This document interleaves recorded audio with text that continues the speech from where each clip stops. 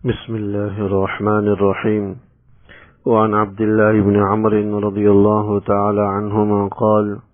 قال رسول الله صلى الله عليه وسلم: إن الله لا يقبض العلم انتزاعا ينتزعه من العباد، ولكن يقبض العلم بقبض العلماء، حتى إذا لم يبق عالما اتخذ الناس رؤوسا جهالا فسئلوا فأفتوا بغير علم فضلوا وأضلوا۔ حدیث نمبر 206 ہے، جو حضرت عبداللہ ابن عمرو بن العاص رضی اللہ تعالی عنہما سے منقول ہے۔ خود بھی جلیل القدر صحابی ہیں، والد بھی جلیل القدر صحابی ہیں۔ اللہ کے رسول صلی اللہ علیہ وسلم کے ارشاد گرامی نقل فرماتے ہیں کہ اللہ جل شانہ اپنے بندوں سے علم کو یوں ہی نہیں اٹھائے گا جس طرح کہ کوئی انسان دنیا سے رخصت ہو جاتا ہے، انتقال کر جاتا ہے، ایسے ہی علم کو لوگوں کے سینوں سے نہیں نکالا جائے گا۔ ولیکن یقبض العلم بقبض العلماء، لیکن اللہ جل شانہ علماء کو اٹھا کر علم کو اٹھا دے گا، یعنی علماء، مستند علماء، متدین علماء، راسخ علماء ہی دنیا سے اٹھ جائیں گے۔ حتی اذا لم يبق عالما اتخذ الناس رؤوسا جہالا، یہاں تک کہ جو کوئی عالم بچے گا ہی نہیں تو لوگ جاہلوں کو اپنا مقتدا اور پیشوا بنا لیں گے۔ مستند علماء، متدین علماء، راسخ علماء باقی نہیں رہیں گے۔ ایسی صورت میں حتی اذا لم يبق عالما اتخذ الناس رؤوسا جہالا، جب کوئی عالم باقی نہیں بچے گا دنیا میں، مستند عالم، متدین عالم، تو ایسی صورت میں لوگ جاہلوں کو اپنا مقتدا اور پیشوا بنا دیں گے، یعنی ایسے لوگوں کو اپنا مقتدا اور پیشوا بنا دے گا جو برائے نام عالم ہوں گے، نام کے عالم ہوں گے، علم نام کا کچھ نہیں ہوگا لیکن اپنے آپ کو عالم کہلائیں گے۔ فسئلوا،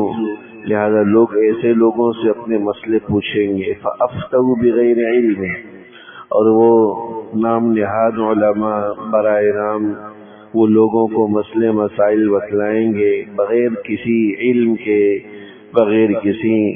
جان کے، بغیر کسی علم کے۔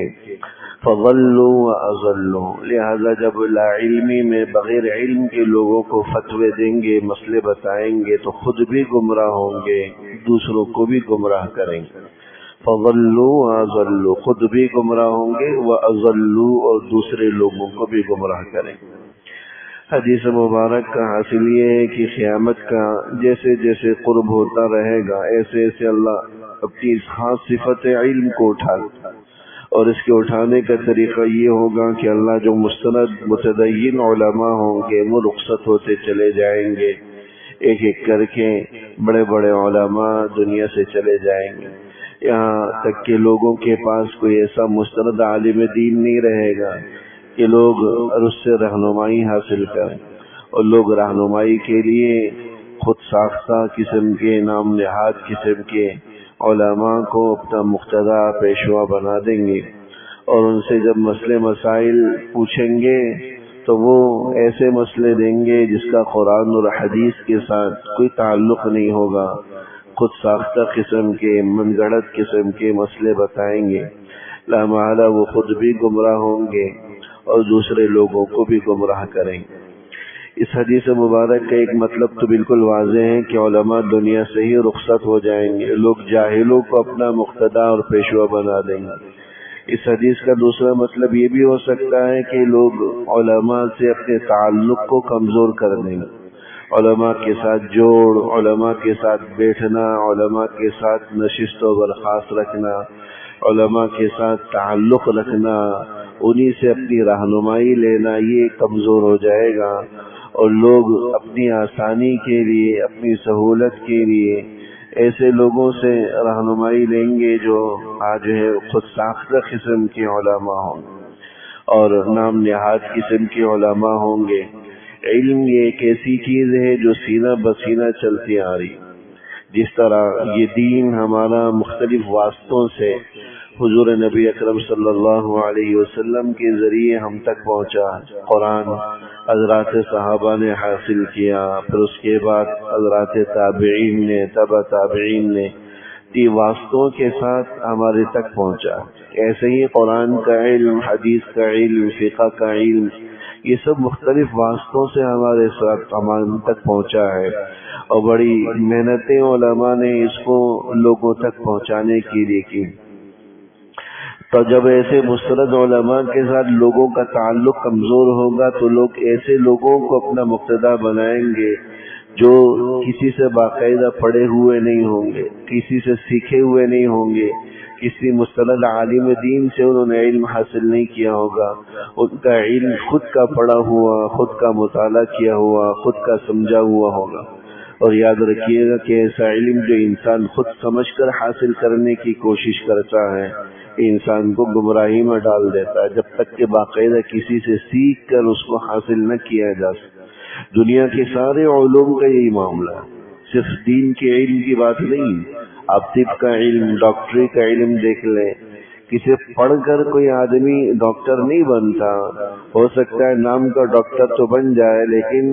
یہ میڈیکل کی کتابیں پڑھنے کے بعد باقاعدہ کسی مستند ڈاکٹر کے ساتھ رہ کر اس کو پریکٹس کرنی پڑتی ہے، ہاؤس جاب کرنا پڑتا ہے، سیکھنا پڑتا ہے، اس کی زیر تربیت رہنا پڑتا ہے، اس کا اسسٹنٹ بننا پڑتا ہے، ماتحتی میں بیٹھنا پڑتا ہے. تب کہیں جا کر وہ سالوں اس کے ساتھ رہ کر تب کہیں جا کر کوئی مستند ڈاکٹر وہ بن سکتا ہے. تو جب تک وہ کسی مستند ڈاکٹر کی ماتحتی میں نہ لے، خود کتابیں پڑھ کر وہ نسخے لکھنے لگ جائے تو وہ خطرہ جان بن جائے گا، لوگوں کے لیے جان کا خطرہ بن جائے گا. لوگ اس کی اجازت بھی نہیں دیں گے، قانون بھی اس کی اجازت نہیں دیں گے. یہی حال دین کے علم کا ہے کہ کوئی آدمی اگر یہ سمجھے کہ میں خود ہی اس کو پڑھ کر حاصل کر لوں، سارے علم کے جو نا سارے اوش نیش کو سمجھ لوں، تو یہ بھی حماقت ہوگی، اور ایسی صورت میں گمراہی جو ہے نا عام ہوگی، گمراہی نکل آئے گی. یہ تو سینہ بسینہ چلنے والا علم ہے جو اللہ جل شانہ نے علماء، مستند اور متدین علماء کے توسط سے عطا کی ہے. تو علماء کے ساتھ تعلق اور ربط کا کمزور ہو جانے کا نتیجہ یہ نکلے گا کہ لوگ اپنی آسائشوں کے لیے ایسے لوگوں کو مقتدا بنا دیں گے جو نام کے عالم ہوں گے، جو سینہ بسینہ کسی سے پڑھے ہوئے نہیں ہوں گے. جیسا کہ آج کل کی صورتحال ہے، علماء سے لوگوں کا ربط اور تعلق کمزور ہے، بالخصوص ہماری نئی جنریشن ہے، نئی نسل ہے. اور پھر مختلف ذرائع ابلاغ نے جو ہے نا معاملہ اس طرح بگاڑ دیا ہے، نیٹ نے، ان چیزوں نے، کہ لوگ اپنا سارے مسئلے مسائل کا حل سمجھتے ہیں کہ گوگل کے اندر موجود ہے، لہذا گوگل میں سرچ کر لیں، یوٹیوب سے نکال لیں، اور جو وہاں بیٹھا ہوا جو یوٹیوبر مولوی یا جو اس میں دیا ہوا اپنا لٹریچر اور مواد جو کچھ اس میں ہوگا بس وہی درست ہے، اس کے مطابق عمل کر لیں. تو یاد رکھیے گا کہ وہاں تو ہر قسم کی چیز موجود ہے، اچھی بھی ہے، بری بھی ہے، غلط بھی ہے، صحیح بھی ہے. اب غلط اور صحیح کی تمیز یہ عام آدمی کے لیے ممکن نہیں ہے، تو بس اوقات وہ اچھی چیز کی تلاش میں خود کو غلطی کی اور گمراہی کے راہ پر ڈال دیتا ہے. یہ نتیجہ ہوتا ہے براہ راست کسی مستند عالم دین سے نہ پوچھنے کا، انہی ذرائع ابلاغ پر اعتماد کرنے کے. تو لوگ اپنی آسانی کے لیے ان چیزوں کو اب مقتدا بنا رہے، پیشوا بنا رہے. وہ گوگل نے جیسے کہہ دیا، وہاں سے جیسے سرچ کر لیا، وہاں سے جیسے حاصل ہو گیا، یا پروگراموں میں، ٹی وی میں، چینلوں میں آنے والے جو لوگ ہیں جو خود کو اسکالر یا عالم دین کہتے ہیں، مستند ہے بھی نہیں، ہر قسم کے ملے جلے قسم کے لوگ آتے ہیں. میں یہ نہیں کہہ رہا کہ ہر آنے والا غلط ہوتا، یہ بھی نہیں، لیکن یہ بھی نہیں ہے کہ ہر آنے والا صحیح بھی ہو، سارے کے سارے صحیح ہوں، ایسا بھی نہیں. اب کون اس میں صحیح ہے کون غلط ہے اس کی تمیز نہیں ہے. تو اس لیے بہتر یہ ہے کہ انسان اگر اپنے مسئلے مسائل کو حل کرنا چاہتا ہے تو کسی مستند عالم دین سے، مستند دارالافتاء سے باقاعدہ رجوع کرے. یہ چینلوں میں آنے والے یا گوگل کے بتلائے ہوئے مسئلے مسائل کے بجائے باقاعدہ مستند علماء سے جوڑ اور تعلق رکھ کر اپنے مسائل کو حل کرنے کی کوشش کرے. اگر ایسا نہیں کریں گے تو ہماری نئی نسل ساری کی ساری جو ہے اپنے علم کی بنیاد انہی ذرائع ابلاغ پر رکھے گی،